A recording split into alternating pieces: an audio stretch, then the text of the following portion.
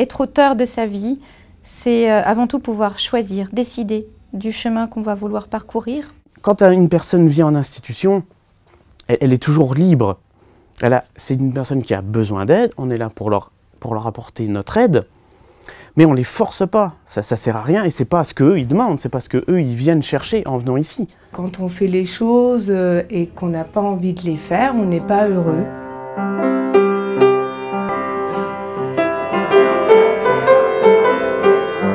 Si je joue, c'est que ça me fait plaisir. Il ne faut pas me demander comme ça, allez, tu nous joues quelque chose. Non, si j'ai pas envie, j'ai pas envie. Après le repas, plutôt que de me coucher bêtement, je fais ça. C'est ma passion. J'ai passé des centaines d'heures là-dedans à faire les locomotives, faire le paysage. C'est important que les résidents se sentent utiles. C'est un besoin fondamental pour chaque personne. Je suis en train de préparer des petits objets pour mettre dans les assiettes de tout le monde à Noël. J'aime beaucoup faire ça. Les travaux manuels, j'en ai toujours fait. J'aime bien bricoler. La polenta mérite autre chose que des boulettes de bœuf. Eh ben, dites-moi. D'accord ? Oui, je suis d'accord. Avec Monsieur Cochron, tous les lundis, on retravaille les menus de la semaine suivante. J'ai un bon palais, je suis un gourmand. J'ai toujours été un gourmand. J'ai fréquenté beaucoup de bons restaurants. Alors, j'essaye d'aider Mélanie. C'est un très bon porte-parole. Jusqu'ici, j'ai pas eu de retour négatif par rapport à nos changements de menu. Une personne qui exprime ne pas vouloir être en collectivité, c'est aussi une personne qui souhaite s'occuper autrement, vivre autrement, et ce n'est pas forcément pour des raisons de troubles de l'humeur, c'est aussi une personne qui choisit quelque chose. Et donc nous avons ici dans l'établissement beaucoup de personnes qui, dans leur projet d'accompagnement, restent en chambre constamment, mangent en chambre, vivent en chambre, c'est leur choix et c'est respecté complètement. Et c'est un petit bonnet que je tricote là. Cette dame, elle fait des petits vêtements pour les enfants qui sont nés sous X. Cette activité, elle a un rôle principal dans sa vie. Elle est dedans, elle est concentrée, puis elle est vraiment motivée pour la cause et pourquoi elle le fait. Et ça m'occupe bien. Et comme je préfère rester dans ma chambre, au calme, D'accord. Voilà. Pour la personne qui n'est plus capable de parler, le côté gestuel est vraiment très important, que ce soit notre gestuelle à nous ou la gestuelle du résident. Il faut être très attentif à ce que le résident veut nous montrer et veut nous exprimer. Il y a un jeu en fait entre le résident et nous. Il va forcément nous envoyer des signaux quelque part. Après, c'est à nous de les interpréter. C'est pas toujours simple, mais plus on connaît le résident, plus ça devient facile. Au PASA, on peut proposer des activités en fonction de leur histoire de vie, de leurs envies, de leur humeur aussi. Si la personne n'a pas envie, il faudra faire autre chose. Rien n'est figé, chacun est libre et chacun doit avoir le choix de faire ou de ne pas faire.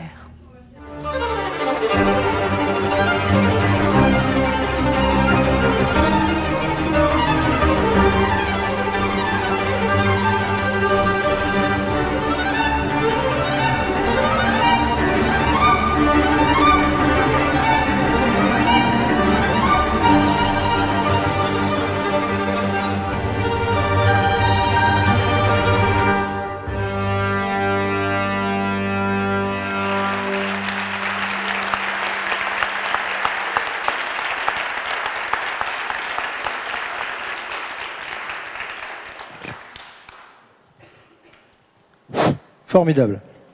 Ce film est absolument génial. Merci sincèrement à tous les participants de ce film, qu'ils aient été devant et derrière la caméra. Ce film est génial parce qu'il est exactement dans le thème de Auteur de ma vie, je décide, et pour essayer de répondre au maximum à ce thème, à ces questions et à toutes les interrogations qui tournent autour, je vais appeler autour de cette table Bertrand Doyette, qui est président de France Alzheimer 54, le docteur Jossé, qui est médecin gériatre, Florence Luspon, infirmière coordinatrice, Jacqueline Martinez, podologue libérale, et je n'ai pas cité la chienne, Poca. Monsieur Doyette, je vais commencer par vous. Est-ce que vous pouvez nous... Non, restez assis. Voilà. Est-ce que vous pouvez nous présenter votre association, France Alzheimer 54, et nous dire un petit peu comment vous sensibilisez les familles, les aidants, les professionnels sur la question du libre choix? Bonjour à tous et merci Monsieur Barthélémy et le groupe Corian de nous laisser nous exprimer. Alors en quelques mots et en quelques chiffres, l'association France Alzheimer a son siège à Paris où il y a une quarantaine de personnes qui travaillent à temps complet sur l'organisation des différentes associations. Les missions principales sont le soutien aux familles qui sont atteintes, qui ont un membre de leur famille atteintes par les maladies neurodégénératives, également donc des formations. On entendait tout à l'heure des soucis de formation. Donc on a des formations pour les bénévoles, mais on a également un volet de formation pour les professionnels. Donc ensuite, il y a de la documentation, énormément de documentation qu'on peut proposer aux familles. Et donc il y a une association par département. Donc nous, c'est l'association France Alzheimer 54, Meurthe-et-Moselle, mais toutes les associations fonctionnent sur le même principe. Donc avec deux missions principales, la mission de recevoir des familles dans le cadre de l'accueil et écoute des familles. Et ensuite, donc deux axes de travail sont proposés, la personne malade et le soutien familial, les aidants. On pourra revenir après d'ailleurs tout à l'heure un petit peu concrètement comment on accompagne principalement les familles. Donc ces deux axes de travail, la personne malade, est-elle diagnostiquée? Oui, non. Est-ce que c'est juste une simple supposition? Des troubles cognitifs, la famille a repéré une dégénérescence. Donc à ce moment-là, on s'appuie sur le CM2R, le Centre de la mémoire, de la ressource et de la recherche, avec le docteur Jonvaux, au CHU de Brabois, et également le Centre Spielmann, donc avec le docteur Popalena, à l'hôpital Saint-Julien.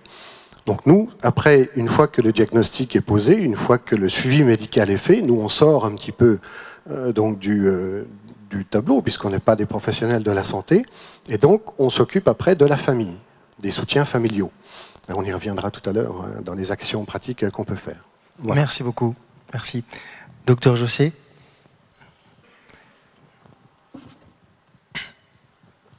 Super. Voilà, vous êtes donc médecin coordonnateur à la Villa Amarelli. Notre thème, auteur de ma vie, je décide. Qu'est-ce que pour vous ça évoque? Alors, la notion de décision, la notion de je décide, ça renvoie à une notion de choix. Et pour tout un chacun, finalement, qu'est-ce qu'on va mettre en œuvre pour exprimer un choix sur le plan physiologique? On va avoir d'abord besoin d'une appréciation de l'environnement.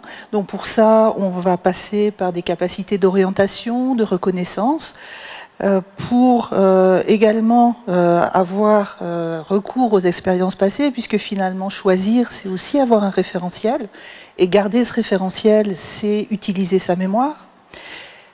La notion de choix, c'est aussi la notion d'alternative. Donc la notion d'alternative, c'est anticiper, pouvoir éventuellement changer de cap si le but à atteindre ne correspond pas, et ça va mettre en jeu les fonctions exécutives.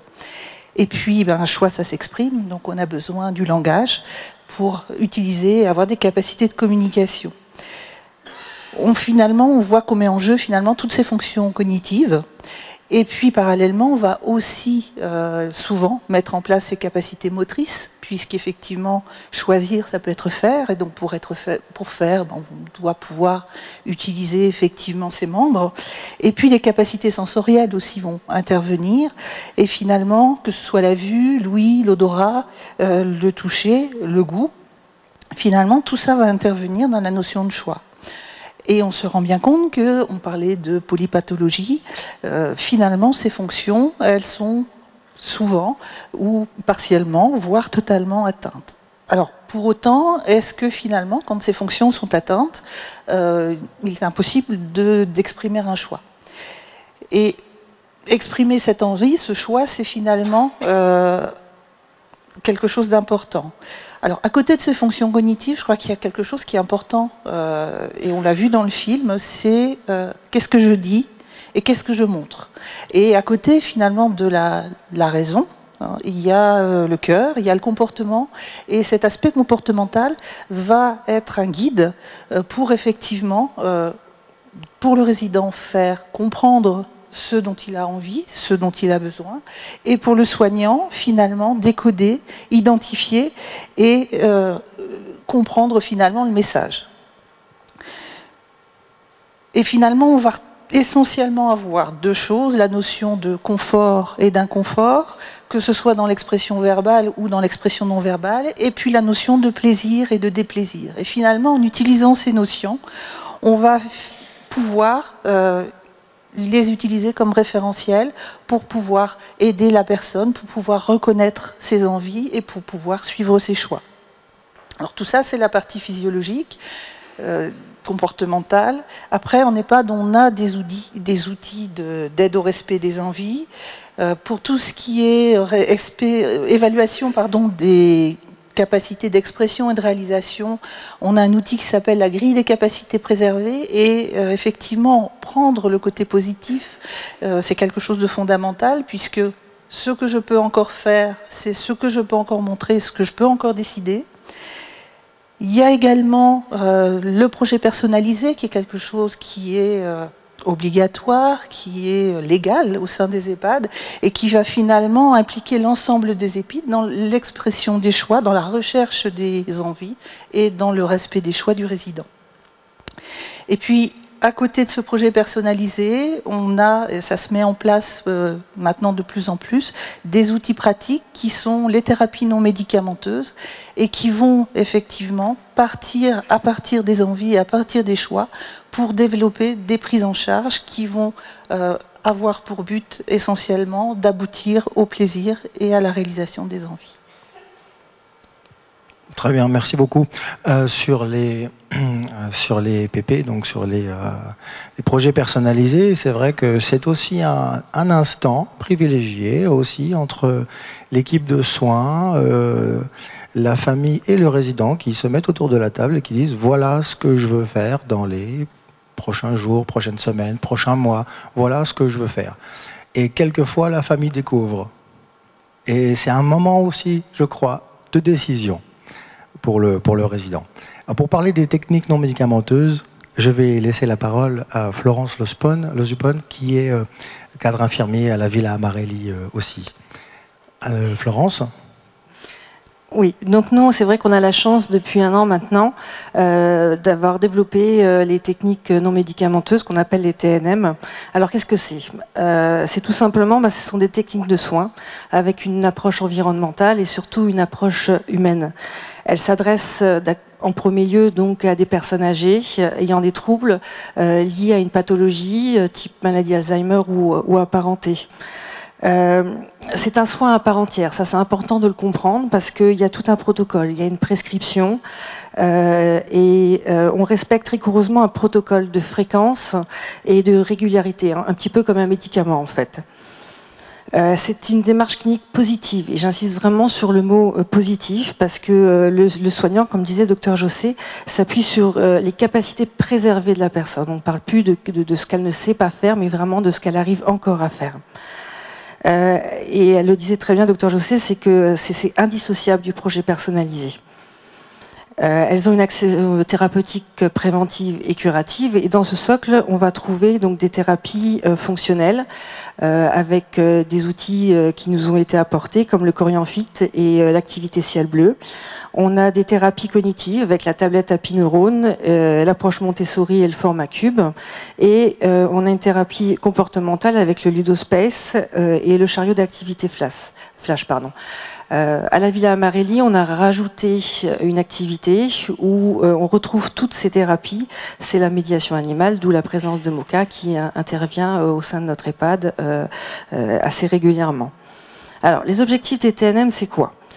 C'est réduire les troubles du comportement, améliorer le bien-être de la personne et sa qualité de vie, maintenir ses capacités cognitives, motrices et sensorielles, et solliciter les aptitudes sociales du résident.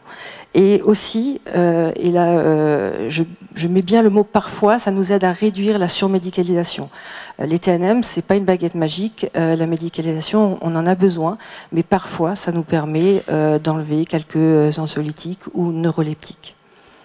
Voilà. Une petite précision, donc les TNM, vous allez pouvoir les retrouver à l'extérieur, il y a un stand où vous allez retrouver le chariot flash, les poupées d'empathie, la valise sérénité et plein d'autres choses que vous pourrez découvrir. Voilà. Merci beaucoup.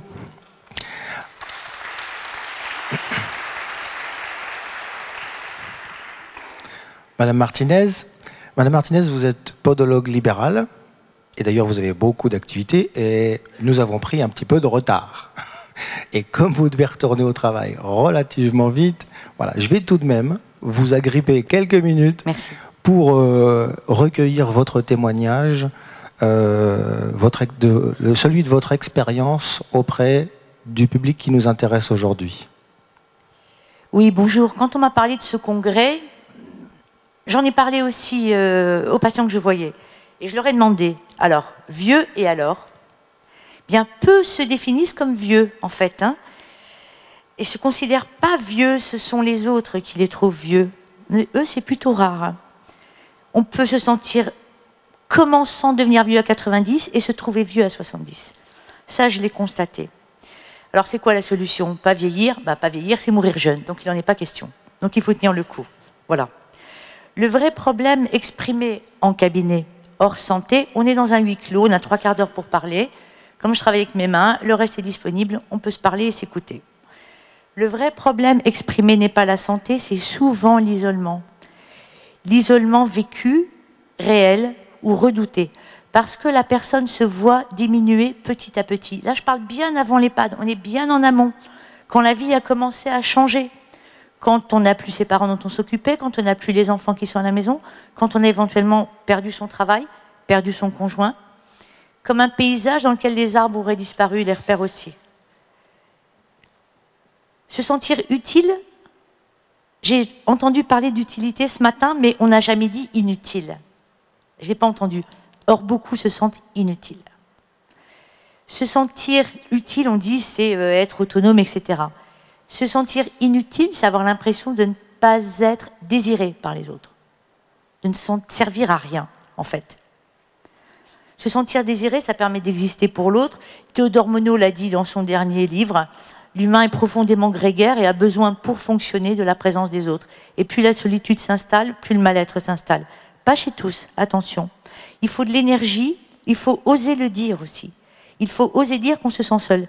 Ça, c'est pas forcément facile, parce que c'est honteux d'être seul. Dans notre société, on doit avoir des amis, on doit être invité, on ne doit pas être seul. C'est très difficile de l'admettre. Voilà.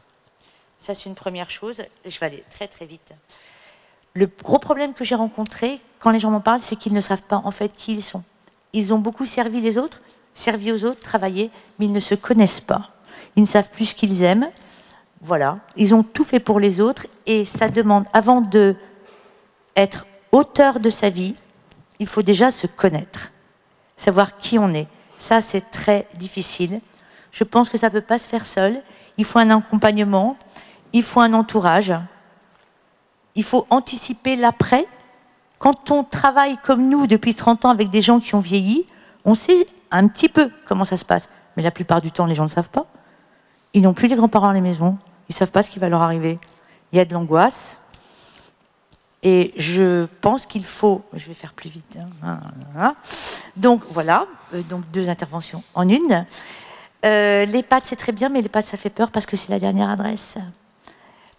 Et je pense qu'il faut peut-être penser pour nos seniors qui ne sont plus les mêmes parce qu'ils ont connu une vie plus conviviale, etc. C'est une nouvelle génération qui arrive.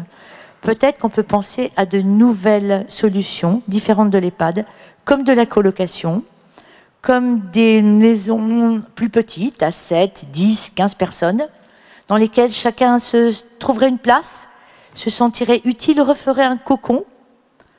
Voilà, c'est un axe voilà, que je vous propose, dans le petit bourg à la campagne, où chacun se connaît, ou au cœur de la ville pour le citadin, qui est habitué au rythme de sa cité, c'est un gros travail en perspective et je vous souhaite beaucoup de courage. Merci beaucoup. Oui, Monsieur Gérard. Merci beaucoup. Monsieur Gérard, justement, je vais m'adresser à vous. Et oui, c'est à votre tour. Monsieur Gérard, on parlait à l'instant de citadin. Vous étiez citadin et maintenant vous habitez au Jardin du Charmois. Oui. Dites-nous un petit peu, qu'est-ce qui vous... Déjà, est-ce que c'est vous qui avez pris la décision? Et pourquoi? Au Charmois depuis 2008. Ça fait donc 10 ans que j'y suis et je m'y trouve très bien. Les raisons qui m'ont fait venir au Charmois sont les suivantes. D'abord, j'ai 2 enfants que je voulais absolument ne pas gêner, les laisser tranquilles pendant mon âge vieillissant, en somme. Hein. J'ai déjà eu l'expérience, ça se passait très bien les premières années, puis ensuite ça devenait monotone, après c'était une obligation, donc j'ai résolu de ne pas... Mais j'ai pris la décision moi-même, après avoir demandé l'avis de mon médecin traitant, qui est presque un ami, et qui m'a dit « Oh, je ne vous trouve pas assez vieux pour rentrer là-dedans. » Voilà. Mais je n'ai pas écouté. Je n'ai pas écouté. Et je me trouve très bien, parce que je trouve que j'ai trouvé là un personnel qui était franchement bien dévoué, compétent. Le suivi médical me donne entière satisfaction et je n'ai aucun regret de ce côté-là. Voilà, c'est tout. Vous avez donc décidé? J'ai décidé, moi-même. Moi-même. Et je suis un homme qui n'aime pas, qui aime décider lui-même. Voyez-vous, je suis assez indépendant. Oui. J'aime bien ce que je dis. Des fois, je décide pour moi-même, mais c'est dans le mauvais sens. Tant pis pour moi. Oui, mais c'est une décision. Hein? On dit toujours qu'il n'y a jamais de problème, il y a toujours des solutions. Je prends des solutions, des fois bonnes, des fois mauvaises. C'est tout. Je paye pour ça, mais ça n'a pas d'importance. Mais je suis heureux d'être... Vous voyez comme le public réagit, c'est génial. Je suis heureux d'être au Jardin du Charmois parce que vraiment, là, j'ai trouvé vraiment presque une amitié et une nouvelle famille. Et je suis très heureux depuis 2 ans surtout, depuis que ma petite fille m'a donné une arrière-petite-fille qui s'appelle Capucine, et c'est mon meilleur médicament. C'est voilà. Génial. Merci beaucoup.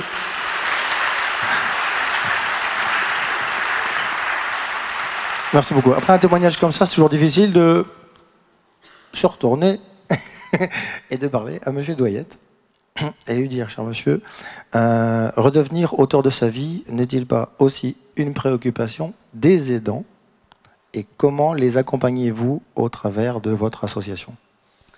Alors effectivement, si l'Union France Alzheimer, l'association France Alzheimer existe depuis plus de 30 ans, l'association France Alzheimer 54, nous l'avons recréée il y a 3 ans seulement. Donc après une année de formation, comme je l'ai précisé tout à l'heure au siège, donc les bénévoles, moi-même, on a tous été formés pendant à peu près une année sur les différents ateliers, l'accueil et écoute des familles, formation initiale, formation des bénévoles. Et très récemment, pour alors le terme d'aidant, alors on a entendu ce matin beaucoup ce terme d'aidant. Et donc, en aparté, c'est vrai que quand on fait des présentations, des conférences ou des réunions d'information sur les maladies d'Alzheimer ou les maladies apparentées, à la fin, certaines familles viennent nous voir et nous disent, écoutez, vous avez 2 axes de travail, c'est très bien, les malades et les aidants. Donc vous nous mettez une étiquette sur le front, le mot aidant. Mais moi, je ne veux pas être aidant. Je veux rester le fils de mon père, je veux rester l'épouse, je veux rester l'époux. Donc on va essayer de faire évoluer un petit peu ce terme d'aidant, formation des aidants, oui, aidants, héros des temps modernes. C'est vrai que c'est facile à écrire, mais on préférait de loin soutien familial ou soutien familiaux, par exemple. Donc pour revenir à ces soutiens familiaux, on a effectivement donc la solution de formation. On dispense maintenant une formation pour les soutiens familiaux, où sur 7 modules, depuis qu'est-ce que la maladie d'Alzheimer ou les maladies apparentées, jusque la préparation en entrée dans un établissement spécialisé. On balaye donc 7 modules pour justement, avec donc en gros 6 familles, donc 2 personnes par famille qui sont formées, et je la co-anime avec une psychologue. Et donc c'est bien souvent un jeu d'échange, de discussion. Ah oui, tiens, vous avez cette solution-là. Ah oui, vous avez cette situation-là. Nous, chez nous, on fait comme ça et ça marche. Donc la valeur ajoutée, évidemment, pour les familles, c'est de dire vous n'êtes plus seul. Hein, il y a d'autres personnes qui sont dans le même cas de vous. Donc là, la valeur ajoutée, encore une fois, est très importante. Au niveau de l'association, nous avons également des thématiques ludiques. Nous faisons de l'art-thérapie et nous faisons de la musicothérapie. Notre musicologue, je l'ai vu dans la salle, il est là, Jérémy. Et donc c'est vrai que le principe, c'est sur 4, alors 12 séances, 3 x 4, 4 séances pour les malades, 4 séances pour le soutien familial et 4 séances pour le couple, malade et aidant familial. Et on s'aperçoit qu'il y a des instants vraiment magiques. Par exemple, en art-thérapie, on fait par exemple sur une séance 3 dessins, un premier, un deuxième et un troisième. Et on voit l'évolution au niveau du graphisme et au niveau de ce que la personne malade, par exemple, peut faire. Ensuite, le soutien familial rentre et dit « Mais c'est toi qui as fait ça? C'est formidable. Non, je ne pensais pas que tu serais capable de faire ça. » Donc voilà la manière dont on accompagne les aidants, les soutiens familiaux et les personnes malades également. Voilà. Merci.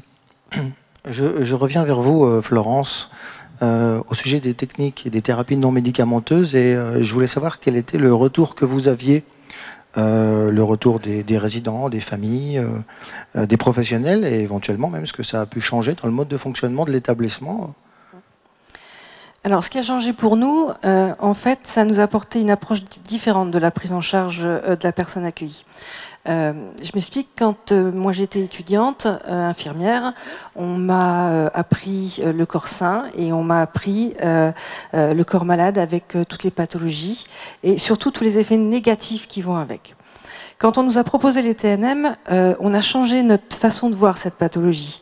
On a eu une approche plus positive, c'est ce qu'on appelle donc chez Corian le positive care, c'est-à-dire que quand on prend en charge la pathologie, on va se concentrer également sur les capacités préservées de la personne et prendre en compte ses souhaits, sa volonté et ses choix, et tout cela dans le respect de ses capacités à travers le projet personnalisé. On en revient toujours, hein, le projet personnalisé, c'est vraiment quelque chose de très important. On change donc notre état d'esprit de soignant, nos comportements et nos pratiques, ce qui n'est pas chose facile. Nos comportements, c'est quelque chose qui est ancré en nous, et changer, ça prend du temps, mais on peut y arriver. Et on ne se concentre plus seulement sur les besoins liés à l'état de santé et d'autonomie physique, mais également sur qui est cette personne et ce qu'elle souhaite.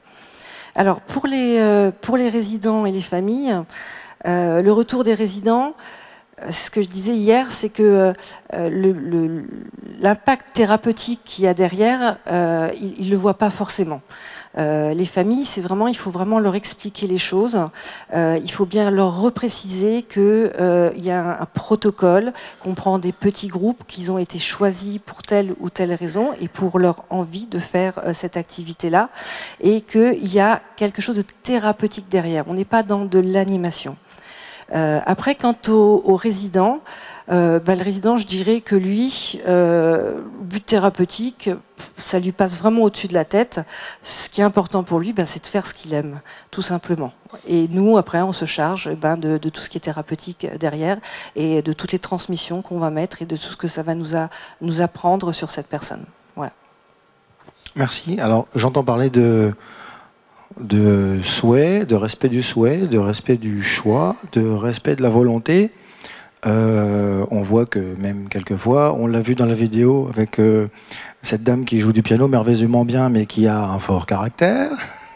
On le voit avec Monsieur Gérard à côté de moi, qui a décidé d'entrer. Donc, ils ont fait des choix. Et est-ce que quelquefois, lorsque le résident fait un choix de refuser un soin quelconque, d'ailleurs, docteur Josset, est-ce que ça n'engendre pas des difficultés justement pour les équipes? Justement, c'est finalement cette notion de choix, c'est aussi le choix de dire non, le choix de refuser, et ça peut mettre en difficulté les équipes soignantes, notamment quand ça s'oppose à leur mission. Et on connaît tous ces soignants qui sont en difficulté parce que la mission de l'hygiène, parce que la mission de l'alimentation, c'est souvent les deux domaines qui sont les plus douloureux à entendre un refus. Et donc effectivement, comment intégrer cette liberté de choix dans la prise en charge du soignant? On arrive parfois à des conflits, et finalement c'est vraiment très important de revoir ça en équipe, de dire ben voilà, qu'est-ce qu'on fait au niveau de ce refus d'hygiène, comment on arrive au besoin, en utilisant des thérapies non médicamenteuses, à orienter le choix et à peut-être réorienter, susciter un désir qui permette de répondre effectivement à des soins de base. Comment est-ce qu'on va privilégier peut-être une alimentation plaisir, peut-être plus au moment des repas. Et on se rend compte que les équipes soignantes, quand elles sont formées aux techniques non médicamenteuses, aux thérapies non médicamenteuses, elles vont développer aussi des compétences d'adaptabilité, d'inventivité, qui permet effectivement de répondre au moins partiellement au choix, tout en essayant de répondre au mieux à leur mission, sachant que notamment ces points d'hygiène et d'alimentation sont aussi des points fondamentaux pour les familles. Donc comment répondre au mieux aux souhaits du résident, aux souhaits des familles et finalement aux souhaits des soignants. Et ça va être finalement un petit peu le challenge de la prise en charge. J'ai une toute petite dernière question pour vous, c'est à quel moment est-ce que le résident peut ne plus être en capacité de choisir? Comment est-ce que vous le voyez? Comment est-ce que vous le constatez? Et, parce que c'est difficile de savoir s'il est encore en capacité, pas en capacité, qu'est-ce qu'on fait? Alors, moi, j'aurais plutôt l'habitude de dire que finalement le choix, il est là jusqu'au bout. Alors peut-être pas forcément de façon verbale, mais un geste de la main pour repousser, pour dire stop, ou un sourire pour accueillir une famille, finalement, quelque part, c'est un moyen d'exprimer l'envie. Et c'est ce que j'exprimais au début, c'est que finalement, tout ce qui est comportement, tout ce qui est expression non verbale, finalement, mérite une grande attention, parce que finalement, c'est jusqu'au bout pouvoir respecter un choix et pouvoir en tout cas le prendre en compte. Merci beaucoup. Monsieur Gérard. Oui. Monsieur Gérard, vous avez la capacité de choisir et de décider. Alors, est-ce que au sein de la maison de retraite, vous faites encore des choix, vous prenez des décisions, et comment ça se passe pour vous? Merci. Je suis un homme très discipliné, poli et respectueux du règlement surtout. Et alors, je savais d'avance, en prenant la décision de venir à Corian, ici, que la vie ici ne serait plus jamais comme elle était chez moi. Je savais d'avance. Mais j'aimais encore avoir ma petite liberté et je n'aimais pas d'être commandé. Donc j'avais toujours l'impression d'être comme chez moi. Un peu. Voilà. Et ça n'a pas changé. Et ça n'a pas changé. Je suis content d'être là, d'être encore là. Et comme j'ai dit tout à l'heure, mon meilleur médicament, c'est encore ma arrière-petite-fille qui est venue au monde et qui est pour moi une façon de pouvoir encore exister. Tout ça. Tout simplement.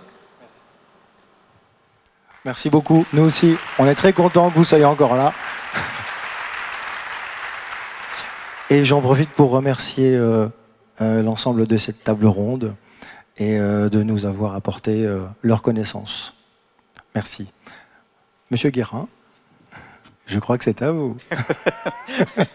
Avant certainement des questions et tout ça, il y a eu il y a eu énormément de choses qui ont été dites et on voit bien derrière. Alors d'abord, Monsieur Serge, vous savez, à un moment donné, vous avez dit je fais des choix, parfois ils sont mauvais, mais c'est essentiel de se dire, d'abord, je peux faire des choix et ils peuvent être mauvais. Et je suis donc responsable. Voilà, voilà. Je crois que là, vous avez dit quelque chose qui est absolument essentiel dans nos sociétés modernes.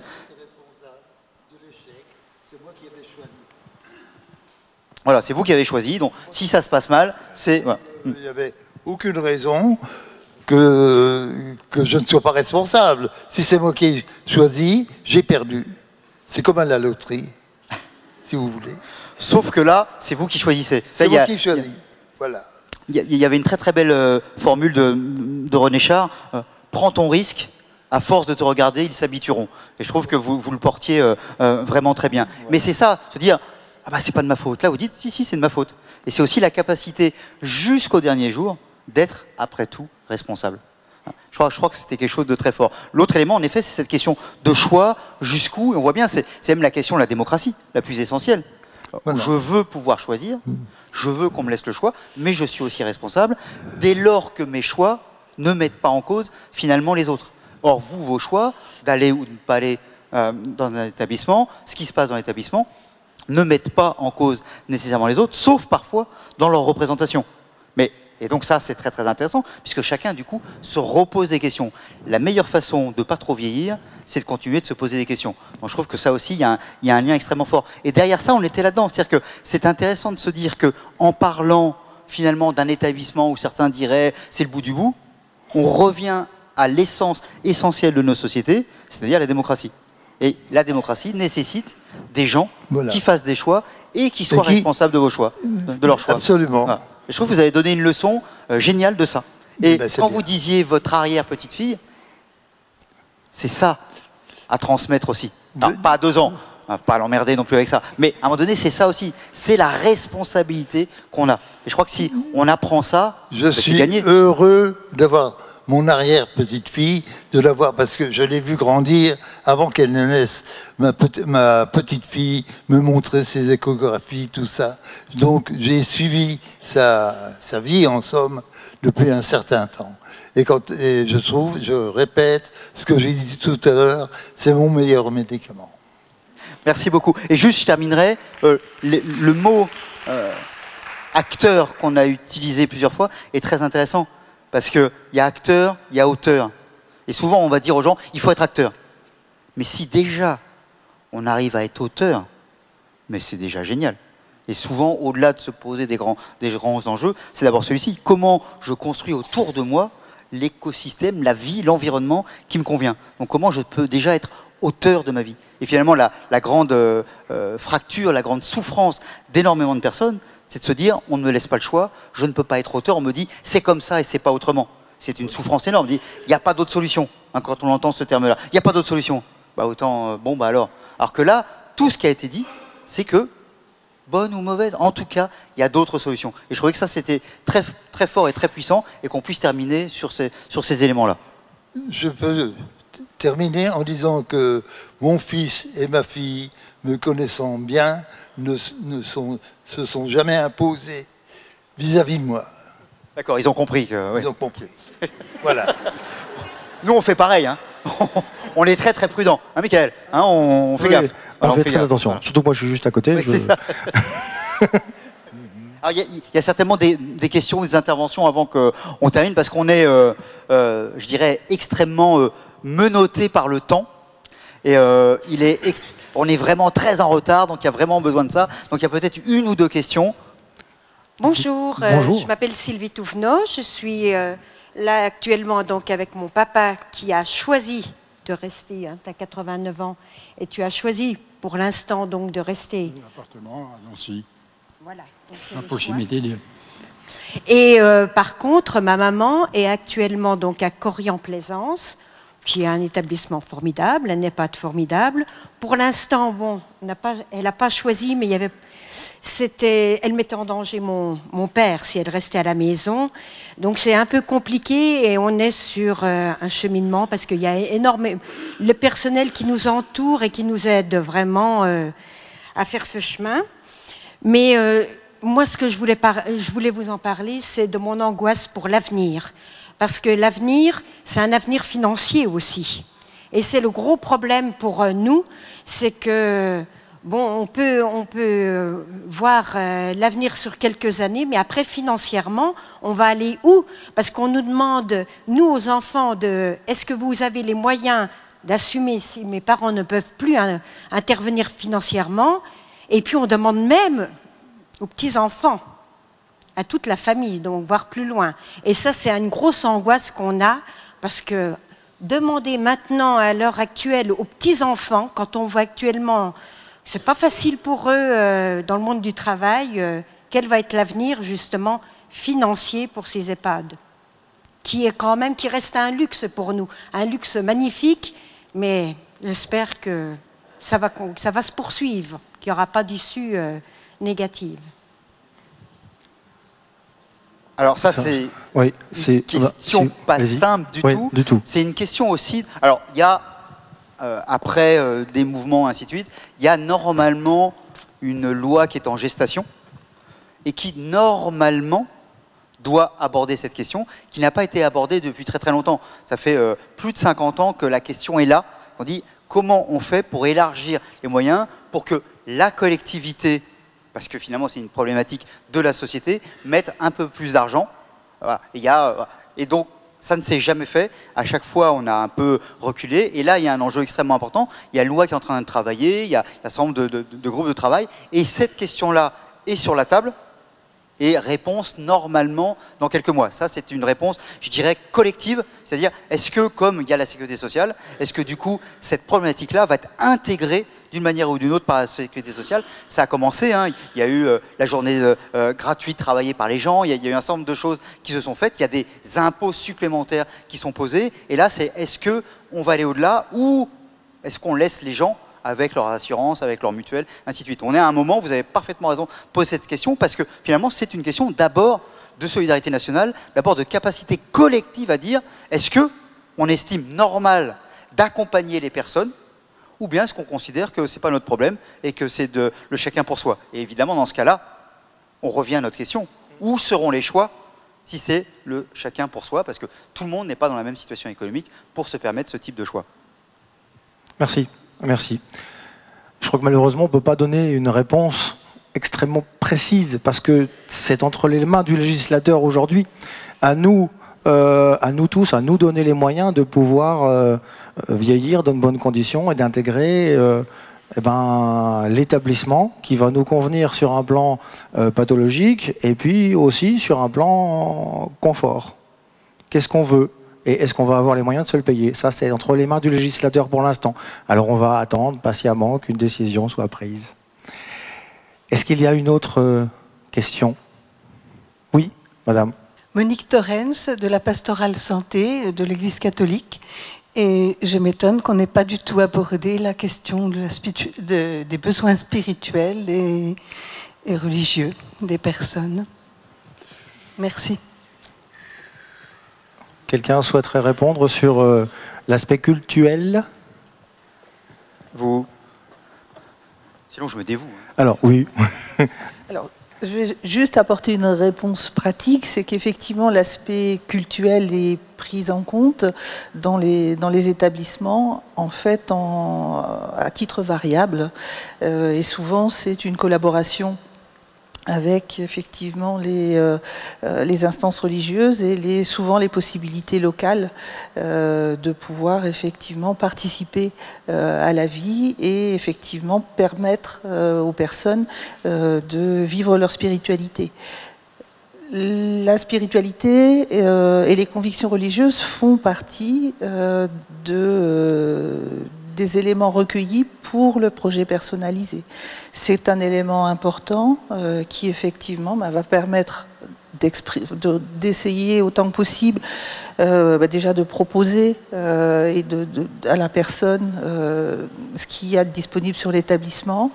Ça peut être aussi un moyen de respecter ses choix de pratiques religieuses éventuellement. On peut penser à l'alimentation notamment. Donc voilà un petit peu sur le plan pratique au quotidien, un petit peu comment c'est pris en compte. Je ne sais pas si j'ai répondu en partie à votre question. Oui, je suis moi-même directeur d'établissement, hein, donc je peux vous confirmer que dans les établissements, lors de l'accueil même du résident, ça fait partie des questions qu'on va lui poser et on lui laisse aussi le choix de pratiquer ou de ne pas pratiquer. Et on va s'assurer que ce choix soit respecté. Et dans la mesure du possible, on fera le nécessaire pour que tous les aspects de sa religion ou de ses croyances soient respectés. Voilà. Est-ce que d'autres questions peut-être?